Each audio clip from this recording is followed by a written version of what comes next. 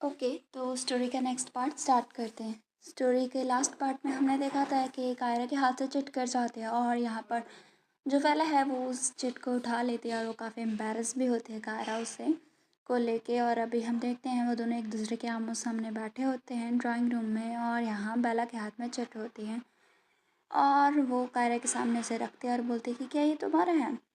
फिर वो बोलते हैं लेकिन क्यों। और यहाँ पर वो सोचती है ऑल्थो ये जो नोट्स हैं वो कोई हार्म नहीं कर सकते, मतलब हार्मलेस हैं।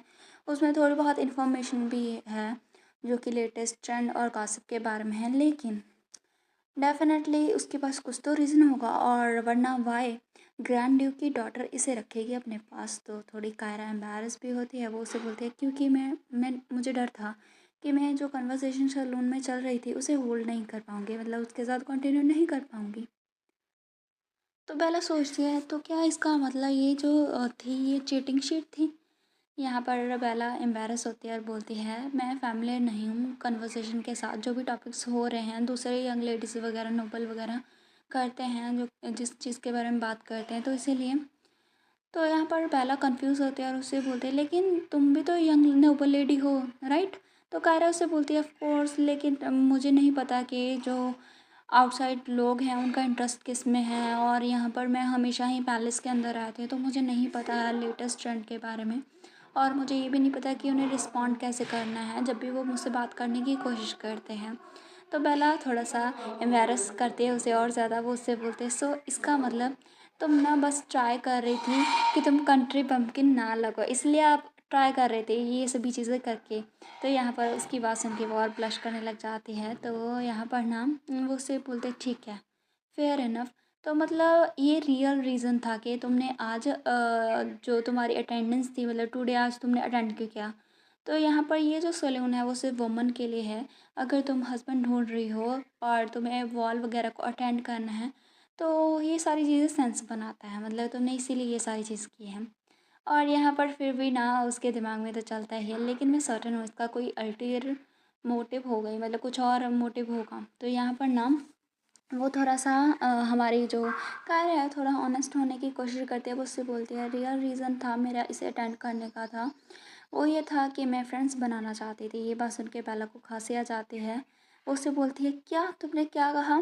यहाँ पर वो उससे बोलती है जब मैंने पास्ट में बैंक्वेट वगैरह अटेंड किए थे तो मैं कन्वर्सेशन लोगों के साथ होल्ड नहीं कर पाती थी। मैं हमेशा चिंता में थी कि वो लोग मुझे बोरिंग सोचेंगे एंड इसीलिए मेरी जो सोशल लाइफ है इससे इफ़ेक्ट हो रही थी। तो वो यहाँ पर ना वो आगे बोलते हैं मुझे सच में मैं अकेला नहीं रहना चाहती पार्टीज़ में, मैं उसे हेट करती हूँ। वो हेजिटेटली उसे सब चीज़ बता देती है और उससे बोलती है सो मैं वेरी थैंकफुल थी आज के लिए। तो यहाँ पर ये सब सुन के ना बेला तो बस उसे देखती ही रहती है, उसके पास कुछ भी नहीं होता बोलने के लिए कि वो भी क्या कहे इसे, क्योंकि ये सिचुएशन उसने पहली बार देखी है। कारा से बोलती है एवरी टाइम जब मैं हर हाइनेस को देखती हूँ उसके फ्रेंड्स के साथ तो मैं हमेशा जॉइन करना चाहती थी। मैं ना बहुत ही ज़्यादा तुम्हें एडमायर किया करती थी डिस्टेंस से ही, लेकिन मुझे डर था कि मैं आपका मूड ख़राब कर दूँगी। तो मैं आज बहुत ही हैप्पी थी कि मैंने आज जॉइन किया। वो ना बेचारी सच बोल रही होती है तभी बेला उठ के ऊपर चिल्लाती है, उसके ऊपर चिल्लाती है, मतलब बोलती है तुम झूठ बोल रही हो। तुम जब भी हमारी आइज़ मीट करती थी तुम हमेशा ही मुझे घूरा करती थी जस्ट लाइक दिस। और वो मतलब एक्शन भी करके दिखाती है और आगे बोलती है कि ये किसी पर्सन का लुक कैसे हो सकता है जो कि फ्रेंड्स बनाना चाहते हैं, मुझे बताओ क्या मैं गलत थी। और वो यहाँ पर चिल्ला के बोल रही होती है। तो यहाँ पर ना कायरा उसे बोलती है तो ऐसा तो मतलब मैं इस तरह से देखा करती थी। तो बेला उसे बोलती है क्योंकि तुम हमेशा साइलेंट रहा करती हो और हमेशा दूर से ही मतलब तुम्हारे फेस पे वो फियर्स लुक होता है तो लोग तुम्हें मिसअंडरस्टैंड करेंगे ही ना। तो वो उससे बोलती है अच्छा ठीक है, और वो उदास होती है। उसे देख के बेला और भी ज़्यादा सोचती है कि इस तरह से एक्ट क्यों कर रही है। तो यहाँ पर ना कायरा उसे बोलती है योर हाइनेस आप भी मतलब अभी वेल लुक नहीं लग रहे हैं। और यहाँ पर वो आके उससे बोलते हैं ठीक है फिर मैं अभी जाती हूँ, आप अभी रेस्ट कर सकते हो। तो यहाँ पर ना जो बेला है वो उससे बोलती है हाँ ये अच्छा आइडिया है, मैं भी अभी काफ़ी दिनों से सो नहीं पा रही हूँ चैन से, तो अभी मुझे लगता है कि मुझे तुम्हें बाहर तक छोड़ आना चाहिए। तो वो उसे सी ऑफ करती है, कायरा वहाँ से चली जाती है। उनकी कन्वर्सेशन यहाँ पर फिनिश होती है। यहाँ पर काफ़ी ज़्यादा उनकी कंफ्यूजिंग कन्वर्सेशन थी और बेला सोचते तो इसका मतलब वो मुझे पर्पसली इंटेंशनली इग्नोर नहीं कर रही थी, और यहाँ पर वो सोचती है ये कितना ज़्यादा ह्यूमिलेटिंग है, और मैंने मतलब इसके अराउंड इतना ज़्यादा फर्स क्रिएट किया और यहाँ पर कोई चीज़ ही नहीं थी फर्स बनाने के लिए। तभी पीछे से ना उसका ब्रदर उसे आता है और बोलता है, बेला मैंने सुना है कि तुम्हारी प्राइवेट मीटिंग थी अभी लेडी बैरबस के साथ, वो कैसी रही? तो यहाँ पर ना वो उससे बोलते हैं कि क्या तुम्हें कुछ लर्न हुआ, मतलब क्या तुमने कुछ जाना? तो बेला वहाँ पर बैठी होती है और यहाँ पर वो उसे बताती है कि उसने कहा है कि वो अपने लिए हस्बैंड को ढूंढ रही है। तो उसका भाई बोलता है क्या? तो यहाँ पर ना बेला बोलते हैं क्योंकि वो बहुत ही जल्दी मैरिजेबल एज में हो जाएगी और यहाँ पर वो किसी मैन से ऐसे तो मीट नहीं कर सकती अगर वो सोशल नहीं होगी, इसीलिए। तो यहाँ पर उसका ब्रदर उससे बोलता है ये बिल्कुल भी मतलब एब्सर्ड साउंड नहीं कर रहा है, यहाँ पर क्या यही था बस? और यहाँ पर ना उसका भाई उससे बोलता है कि क्या उसने फिर से तुम्हें सैलून में अफेंड वगैरह किया? तो यहाँ पर ये सुन के वो एम्बैरस होती है और फिर वो उसे बोलती है कि वो बस एक मिसअंडरस्टैंडिंग थी, वो एरोगेंट नहीं थी जैसा मैंने कहा था, मतलब जैसे मैंने सोचा था कि वो इतनी एरोगेंट होगी उतनी नहीं थी। तो उसका भाई उसे देखते हैं और वो स्माइल करते उससे बोलते हैं ओके फिर ठीक है, ये तुमने आज बहुत ही अच्छा काम किया, कीप इट अप। और यहाँ पर ना उसकी बात सुन के बेला उससे बोलते हैं तुमने क्या कहा? Keep it up?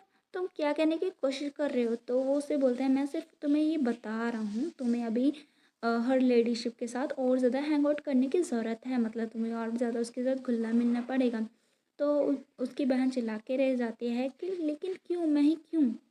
हमारा सीन कट होता है, हम देखते हैं डेफनी बोलती है योर लेडीशिप कैसा रहा? तो कायरा उससे बोलती है ये अच्छा रहा और यहाँ पर मुझे मेरा नोट भी वापस मिल गया और मुझे लगता है यहाँ पर पहले ना कोई मिसअंडरस्टैंडिंग थी।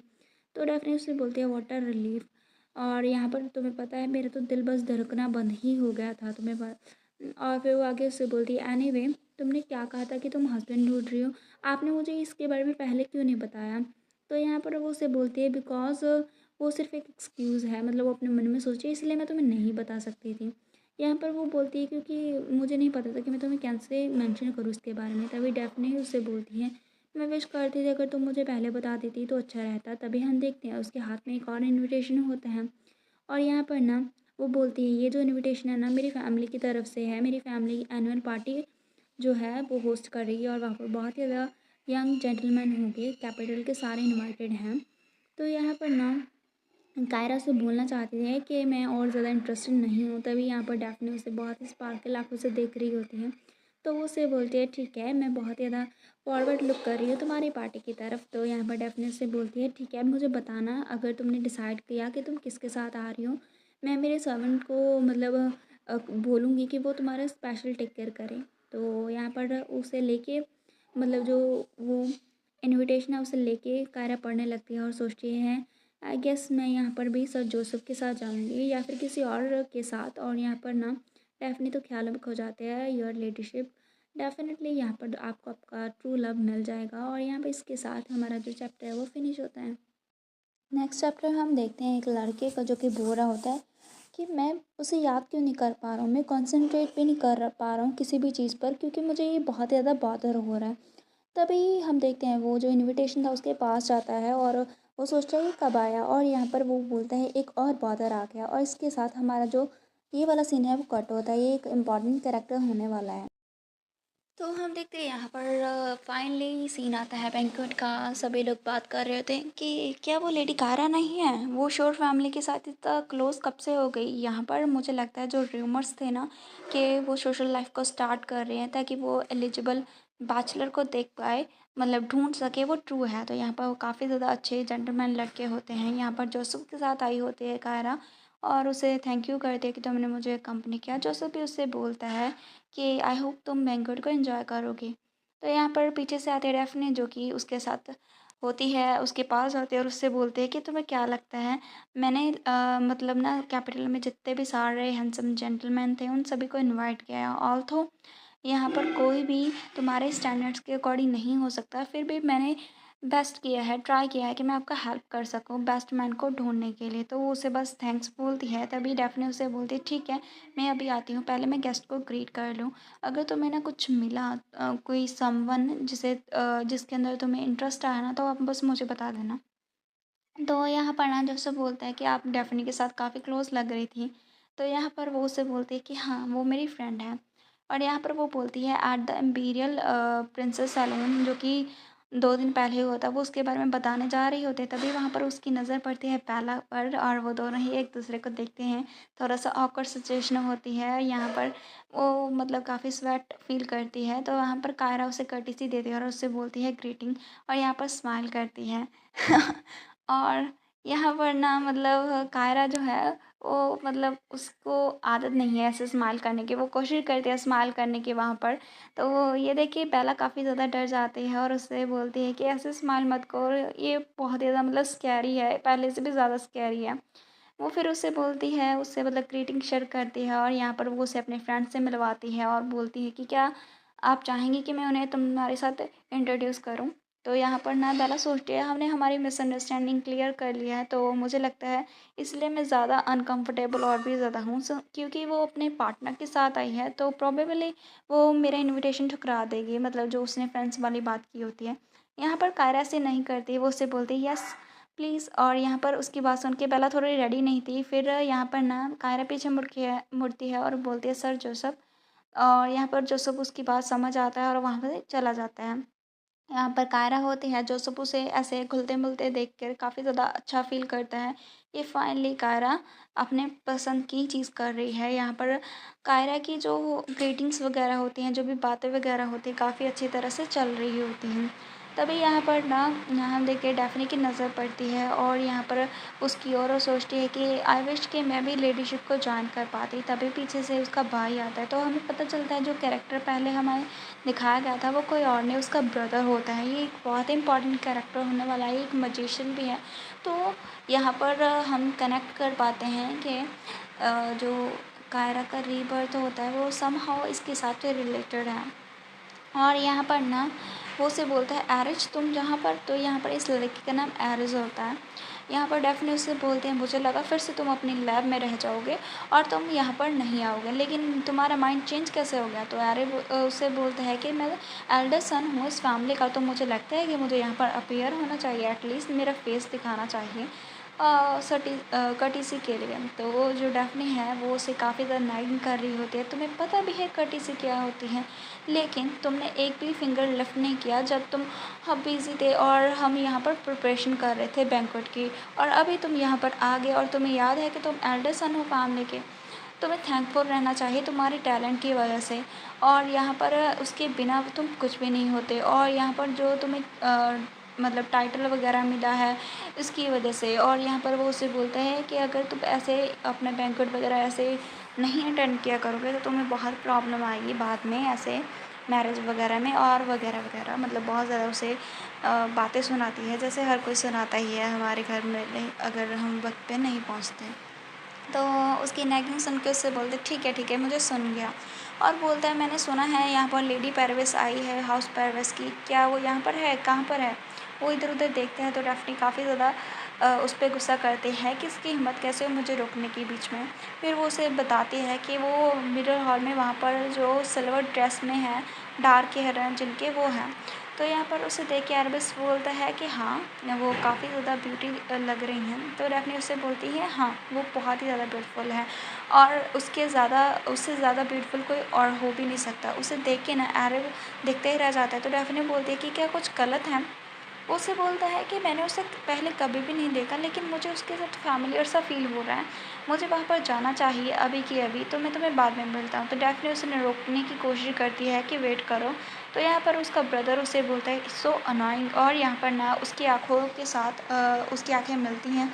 यहाँ पर मुझे लगता है उसने कुछ मैजिक का यूज़ किया होता है और उसे बोलते हैं मुझे ना अभी अर्जेंट मैटर को डील करना है, तो उसे पहले मुझे लेट गो करो। तो उसकी सिस उसे छोड़ देती है, मतलब उसने उसके ऊपर कुछ किया होता है सच में मैजिक वगैरह। यहाँ पर वो पैरवेस की लेडी पैरवेस के पीछे जाता है, कायरा के पीछे, और उस कान में से बोलता है कि तुम्हें ना पहले मुझे फर्स्टली फाइंड करने के लिए आना चाहिए था अगर तुम रिटर्न हो चुकी हो। उसकी बात सुन के ना वो उसे बोलती है कायरा कि तुम क्या कर रहे हो? तो यहाँ पर ना आपको पता चल गया होगा अभी उसका मतलब क्या था कहने का, कि अगर तुम वापस आ चुकी थी तो मैं पहले मुझे ढूंढना चाहिए था। तभी यहाँ पर ना कायरा उसे देख के और सोचती है कि अभी अभी इसने क्या कहा, और यहाँ पर उसने कहा कि अगर तुम वापस हो चुकी थी और यहाँ पर ना जो अरब है वो उसे बोलते हैं, वेट क्या तुम्हें रिकॉल नहीं है? आई एम श्योर मैं जो भी मतलब मैंने अभी महसूस किया है वो सच था। तभी हमें यहाँ पर दिखाया जाता है, कायरा को महसूस होता है कि अरब ना कुछ मैजिक कर रहा होता है और यहाँ पर उसका मैजिक काफ़ी ख़तरनाक वाला होता है। और यहाँ पर ना उस मैजिक की वजह से ही कायरा वापस आ चुकी है। तो यहाँ पर अरब जो है ना वो ट्यूब की तरह थोड़ा थोड़ा लगता है, तो हम थोड़ा कंफ्यूज हो सकते हैं। लेकिन यहाँ पर हम देखते हैं वो अरब जो है उसे बोलता है, फाइनली मैंने तुम्हें ढूंढ लिया। तो यहाँ पर वो जो है वो उसे बोलता है। इसके साथ हमारा जो ये वाला चैप्टर है वो फिनिश होता है। तो यहाँ पर जो अरब है वो और कायरा एक दूसरे को देखते हैं। कायरा को तो याद नहीं है अरब के बारे में, लेकिन हाँ अरब को ज़रूर याद है, क्योंकि तब तक कायरा की मौत हो चुकी थी, उसे एग्जीक्यूट कर दिया गया।